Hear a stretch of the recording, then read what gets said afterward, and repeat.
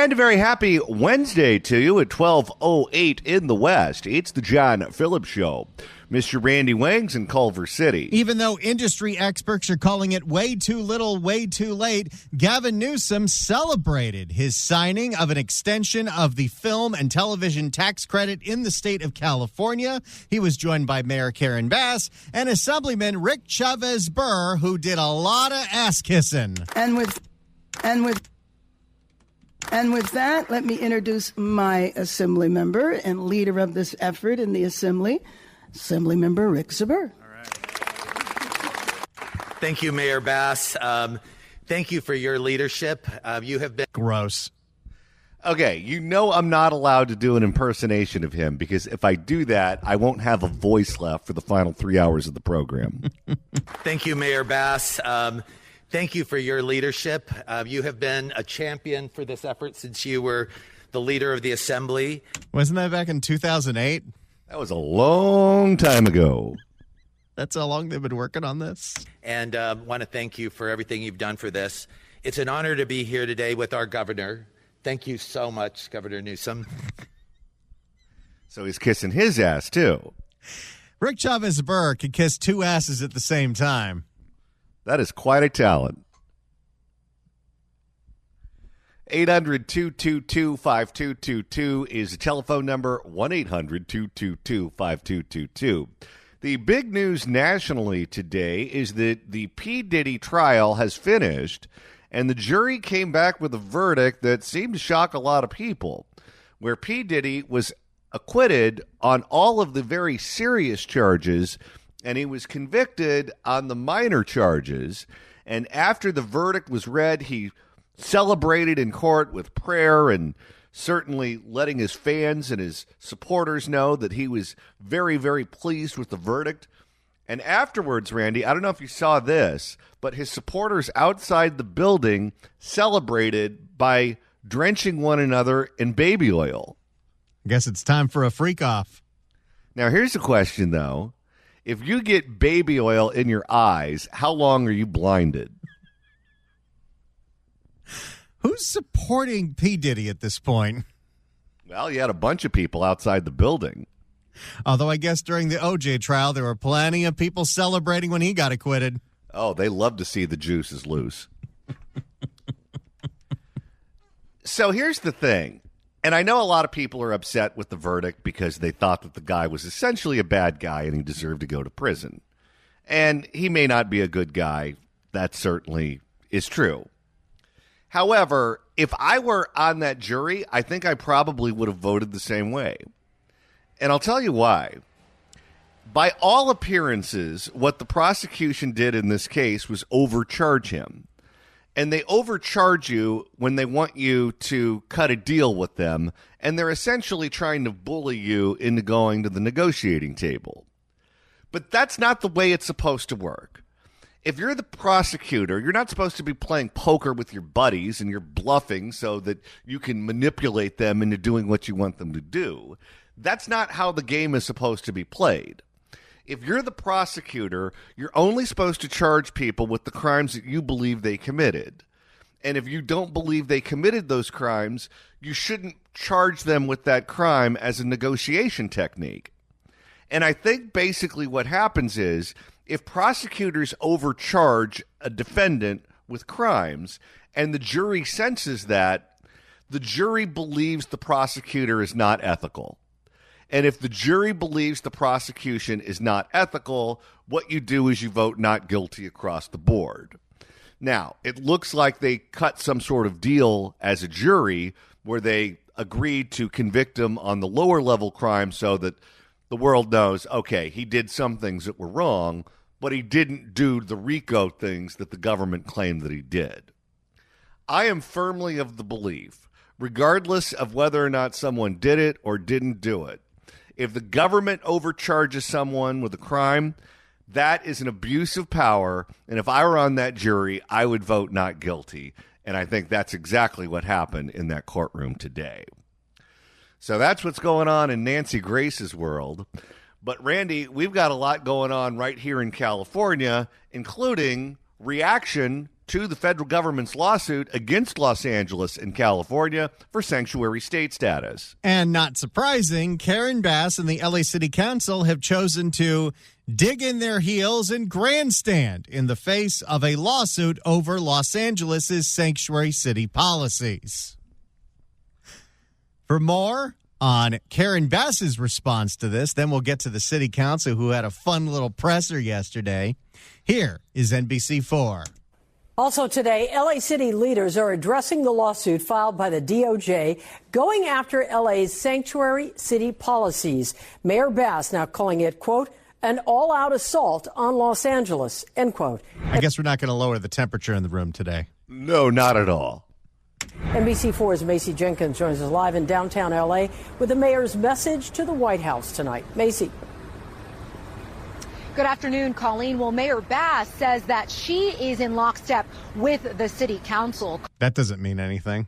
No, that means you're in lockstep with a bunch of socialists. With the city council, calling this entire lawsuit baseless, and that she will continue to defend the rights of the immigrants who live here in Los Angeles and the sanctuary city policies.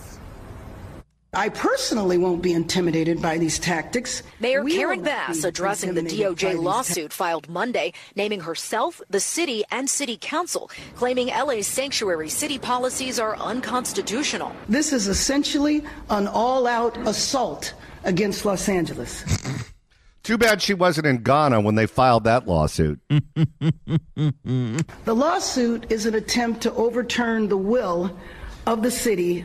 She was about to say the voters, but the voters never said anything about sanctuary city policies. This is something the city council put forth earlier this year after they argued that, well, Special Order 40 really didn't do anything because immigrants are afraid to call the police. Well, and it doesn't matter if it's the will of the city council or the will of the mayor or the will of the city. If it's in violation of the law and federal supremacy says you're not allowed to do that, then it's got to go.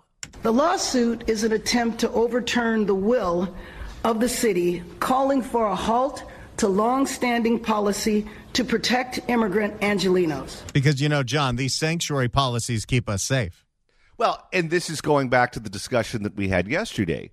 Just because the policy is long-standing doesn't mean it's lawful, doesn't mean it's legal. And that's the argument that she's making. It doesn't matter if it's legal or not. This is what the people expect. Well, if the people expect something that's illegal and the courts finally blow the whistle, guess what? Change is a-coming. We will defend our ordinance and continue to defend policies that reflect the long-standing values of our city. The lawsuit claims the sanctuary city ordinance violates the supremacy clause of the U.S. Constitution, which invalidates any law that stands as an obstacle to the accomplishment and execution of the full purposes and objectives of Congress. You know, like blocking access to ICE to the jails and the prisons, which is somehow the main objective of a sanctuary city policy. Let's take all of these same people and look back at what they were saying in the 1990s when California voters went to the ballot box and voted for Proposition 187. You want to talk about something that was democratic? That process was democratic. We literally took a vote of the people in California, and the people voted for that. And what did Karen Bass and her allies say at the time? Well, you can't do that. Immigration is a federal issue. The state doesn't have a say over immigration. The feds are, because Bill Clinton was in the White House at that moment in time, and they preferred his policies towards immigration to Proposition 187. Well, you can't have it both ways. If the feds are in charge and the feds want to enforce the law, then guess what? That's the way it works. LA's sanctuary city ordinance prohibits federal agents from using city resources for immigration enforcement and prohibits city employees from sharing data with those agents. I spoke with U.S. Attorney Bill Acela yesterday, who pointed the finger at state and local officials for the widespread approach currently being used by federal agents during immigration enforcement. People are being swept up because we have to cast a broader net. That's because of California's policies. If the mayor didn't like it, she should have changed the law when she was in Congress. She didn't do that. Mayor Bass firing back, citing her fight for comprehensive immigration reform. That doesn't mean anything. Nope. Because guess what? You didn't get it. Formed during her 12 years as a U.S. representative. I fought every year for comprehensive immigration reform. Did Karen Bass accomplish anything in all her years in Congress? No. The fact that she was a backbencher and there for a long time was the perfect crime for her.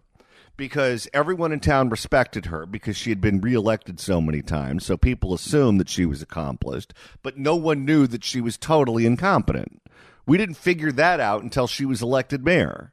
When she got on that Biden shortlist for VP and we all had to figure out who the hell Karen Bass is, I remember we started doing research and the first thing we found was that bizarre video where she's introducing the opening of some Scientology center. Oh, yeah. That was used in the ads against her. And was very involved during family separation and authored my own legislation that unfortunately did not pass. Well, we give you an E for effort. Because of the Republican control of the Senate. Ernesto Medrano is... Her party had full control of all levers of the federal government from 2009 to 2011 and 2021 to 2023, and they didn't do a damn thing to fix the immigration system. No, and even before that, if you go all the way back to George W. Bush, they had a Republican president who supported amnesty and open borders. Ernesto Medrano is executive secretary of the LAOC Building Trades Council. Due process does matter, and the Constitution does matter. No one should be assumed guilty just because they're brown and wearing a hard hat. This lawsuit is a political stunt disguised as public safety. But the real consequence is fear. And remember now, this started talking about hardened criminals, drug dealers, gang members, and I'm just... Do you want to turn those people over to ICE? You have the option. Repeal sanctuary state, sanctuary city status, and you can do that. How about you call Jim McDonnell and say, we'd like to get a joint operation going where you take the feds into MacArthur Park, where all the gangs are. Just clean it out. And while you're at it, get Ulysses' harm reduction Jeeps out of there, too. We're paying people to drive around that park in Jeeps and pass out meth pipes. Sounds like a good use of public funds. And I'm just hard-pressed to see the lady who wasn't even 5 feet tall, the isolated street vendor who was selling fruit, as a dangerous criminal. Bass. Yeah, but why don't you want to turn over the criminals? Ball's in your court. Bass calling the Trump administration's approach to L.A. a test case for an extremist presidential agenda. What the federal government should do is stay in Washington and remove the troops and do not have ICE raids in our city. That's what the federal government should do. Next.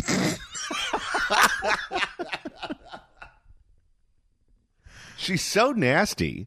And at no point is she getting on the phone or trying to make some kind of deal or some kind of negotiation or try to at least even have a conversation with what's going on. She wants to grandstand because now she's federalizing her reelection. Well, she's got to be at her wit's end.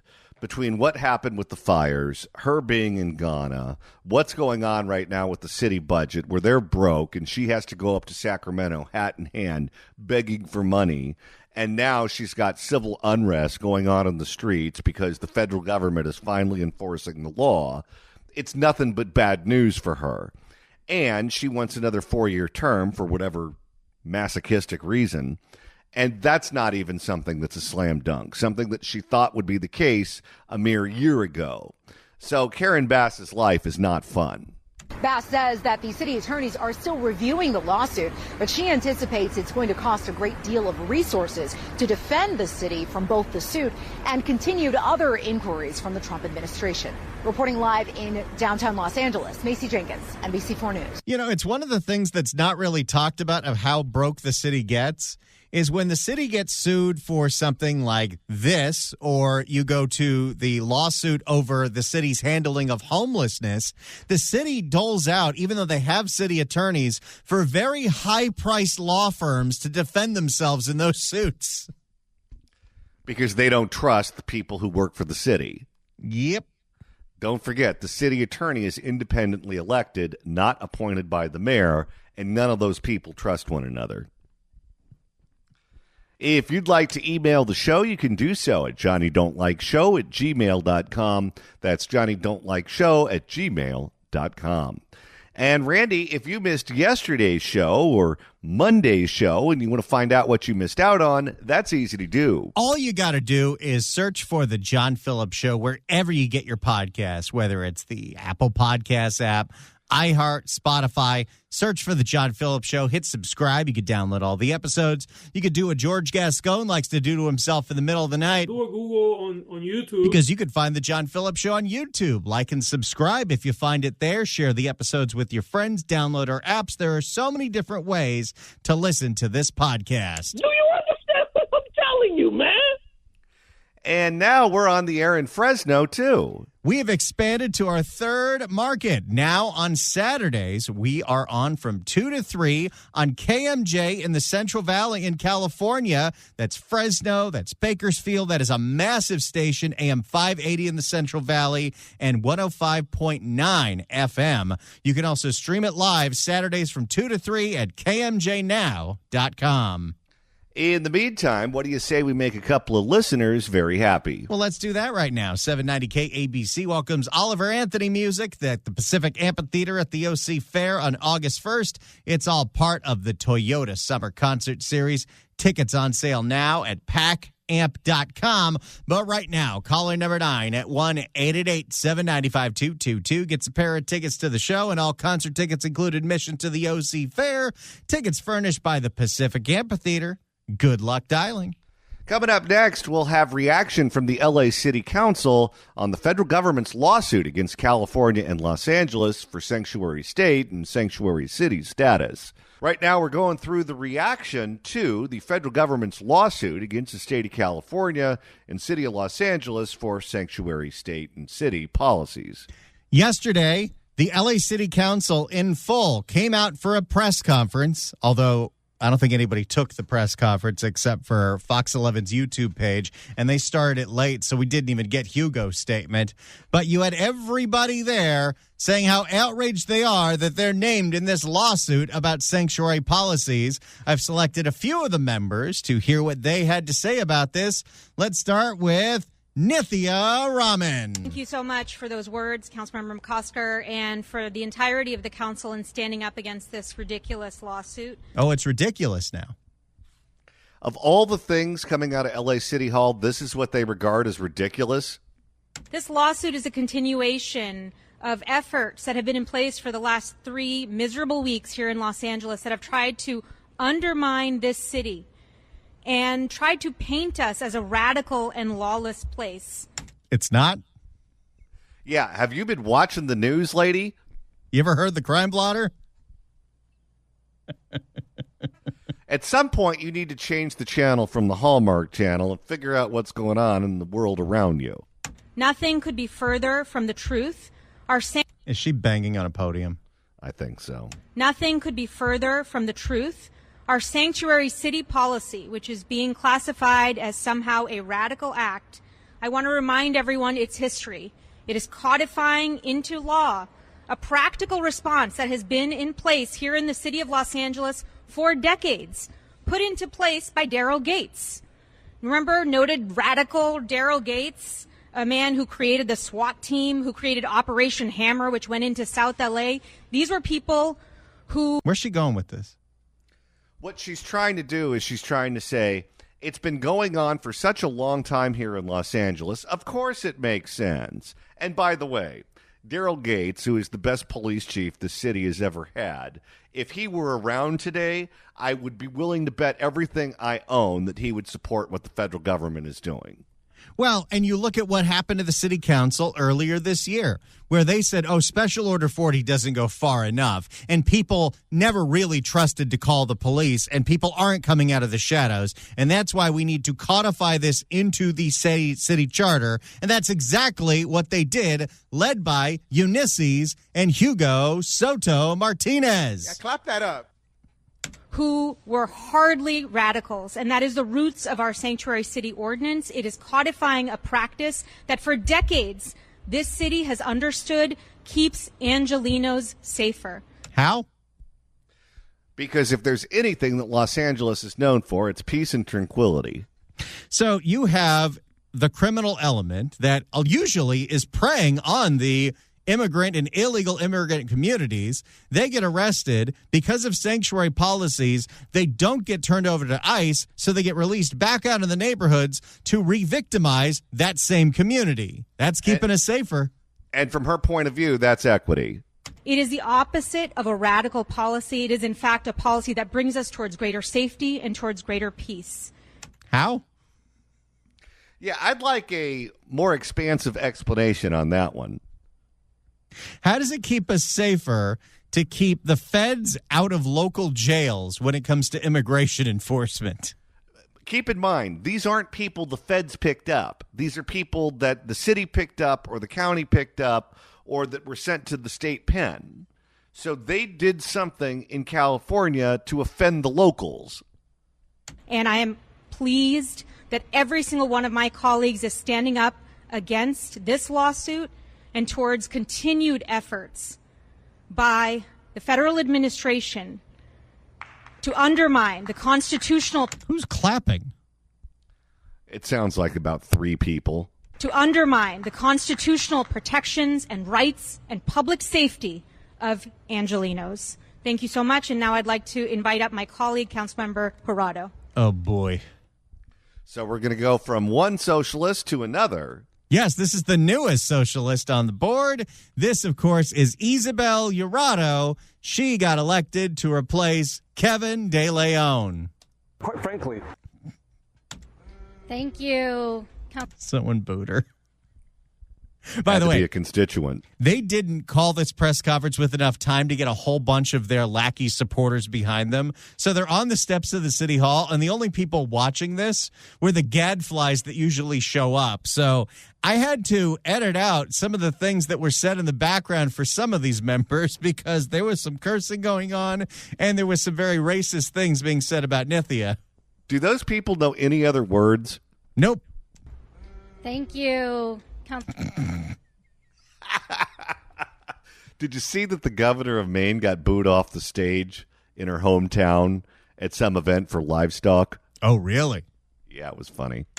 Thank you. Oh, thank you. I think we're going to need this on the wall. I don't have a lot of Isabel yet, except for when she said bleep the police. So I'm going to save this so we have it in December. Isabel, boo, thank you. Thank you, You're a beautiful audience. Councilmember Ramon, and thank you, Council President, for getting us all together. And thank you to my You were all at the same building just a few seconds ago. You work in the same room, for heaven's sake. And thank you to my colleagues and to the people of Los Angeles for standing strong in defense of our city and its people. By the way, this was the one who, on the first day of all this, was at that press conference with Churla and the labor groups that was screaming into a bullhorn, fight, fight, fight. You're doing a great job, Councilwoman.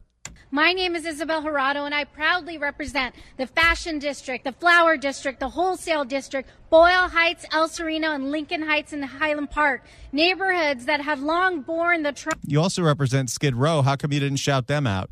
Yeah, they're right there. It's like a block over. A block over? What are you talking about? They're on the stairs.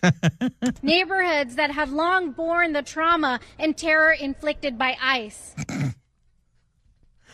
So we're going straight into hyperbole. Oh, yes. The real criminals are ICE. She sounds like that guy running for mayor in New York. I'm also the proud daughter of immigrants. Today, the Trump administration is once again using fear as a policy and cruelty as a campaign strategy. This baseless lawsuit is a politically motivated attack on our values. I love the fact that they called this press conference at the last minute. They invited the council, who apparently they're all on the same page. No one's watching this on television because it's not being broadcast, and they feel like this is a good use of their time. The only reason I stumbled upon it is because the YouTube algorithm knows that not only am I subscribed to all the local channels, but I'm constantly Googling names like Eunice Hernandez. So her leopard skin outfit yesterday popped up on my screen. Lucky you. An attempt to punish the people of Los Angeles for standing up for our immigrant communities. Our sanctuary city ordinance. She's getting booed again. I can tell. I don't think she's just being booed. I think she's being heckled. Our sanctuary city ordinance was created to protect our communities from the violence, fear, and chaos fueled by the Trump administration. How about the violence and fear fueled by the gangs? This is what the guy in New York City is saying, that violence is a construct and that the truly violent people are the DAs. That's what they think. Oh, boy.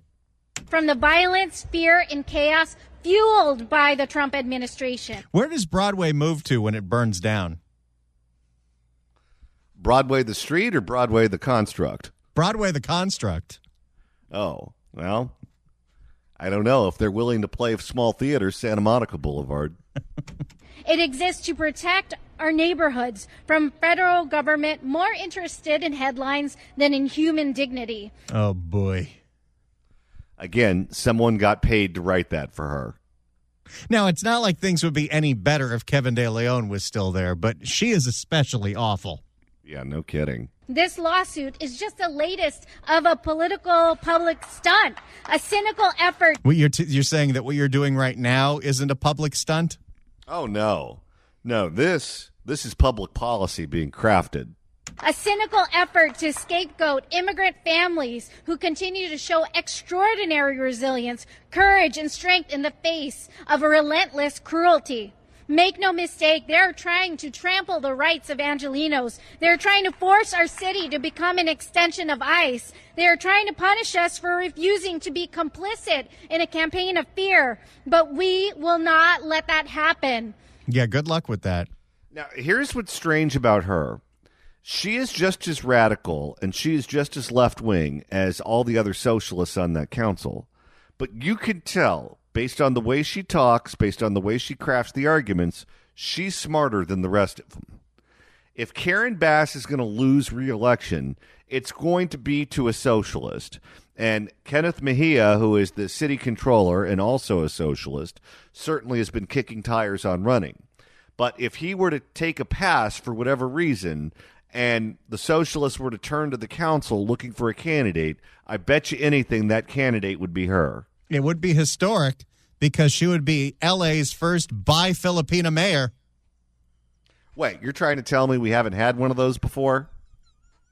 We, as City Council, stand united. We are in full solidarity with the people. It's like how when Kevin De Leon was running for mayor, he sent me a text in Chinese that said, hey, I'd be LA's first Asian American mayor because he's a quarter Chinese.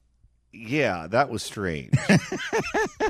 In LA, we spell leader KDL. Remember that, Danny? He saw that your name was Wang, and he thought he'd score points with you by claiming to be Chinese. He's not Chinese, and neither am I. We, as City Council, stand united. We are in full solidarity with the people of Los Angeles, especially our immigrant and working class communities who have built this city with their hearts, their hands, and their hopes. Our Sanctuary City Ordinance is not just a policy, it is a promise. An empty one. Well, if it's anything like the other promises you people make, it's a promise that you can't cash in on. A promise that no child should fear losing a parent, that no worker should be afraid to earn an honest living, that no neighbor should be forced into the shadows. It's a promise that Los Angeles will always remain a place of refuge and dignity for all. And to the Trump administration, I say this: you will not intimidate us, you will not divide us, and you will not erase the values this city is built on. And to the people of Los Angeles, we've got your back. No, you don't. What happens if you lose in court? You know how many activists were in the streets over the last 3 weeks saying, hey, LA said this doesn't happen here? What happened, lady? We will fight this lawsuit in court. We will resist every effort to turn our city into the arm of the federal deportation machinery. And we will stand together to defend our ordinance, our communities, and our future. They're really going to die on this hill. What do you think they're going to do when they lose in court? Because I could tell you, if I'm the governor of Utah right now and I want to speed this up, I would pass a bill that says that Utah residents get amnesty from paying their federal taxes. That we are a sanctuary state for people who don't want to pay their taxes. You think for 1 second that they wouldn't crush you like a bug the moment you did that? Because at the end of the day, this isn't just a legal battle, it's a moral one, and we know exactly which side we're on. Okay, then. And we couldn't finish that statement without a cliche.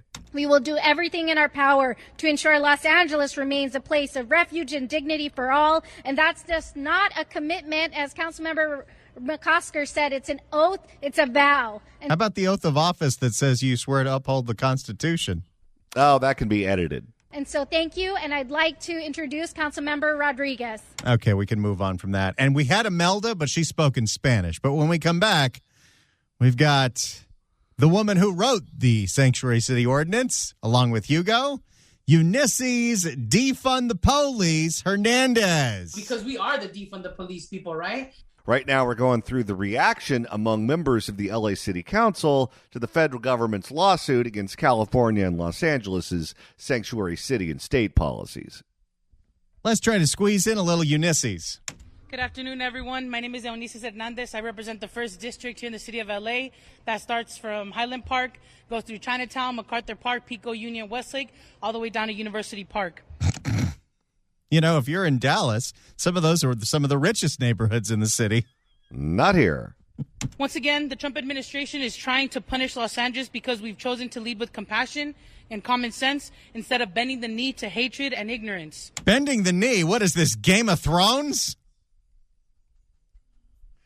The terminology they're using at this press conference is quite interesting. Nobody wants to lower the temperature in the room. I'm one of the co-authors with my colleagues of the Sanctuary City Ordinance, and no amount of bullying from this administration will make us turn our back on keeping families together and keeping this city safe and whole. Because in Los Angeles, we don't criminalize the economic engine of the city. You didn't want to criminalize catalytic converter thieves.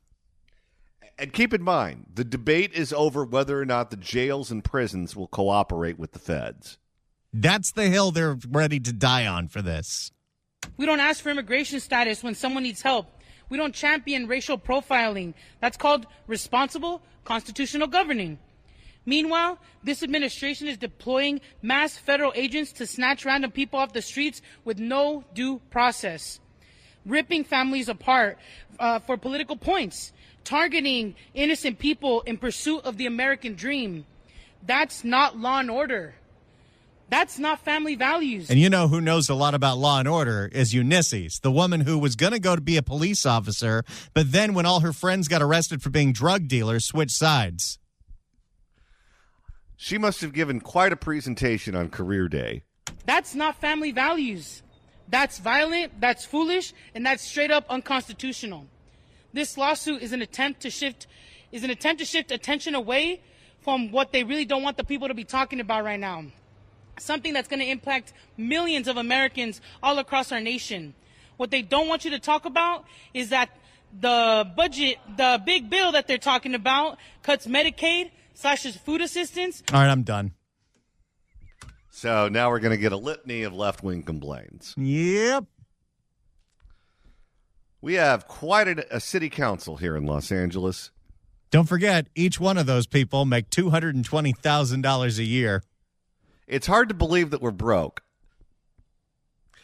All right, we've got 2 more hours coming up on the John Phillips Show. The Fix California hour is next. Don't you go anywhere.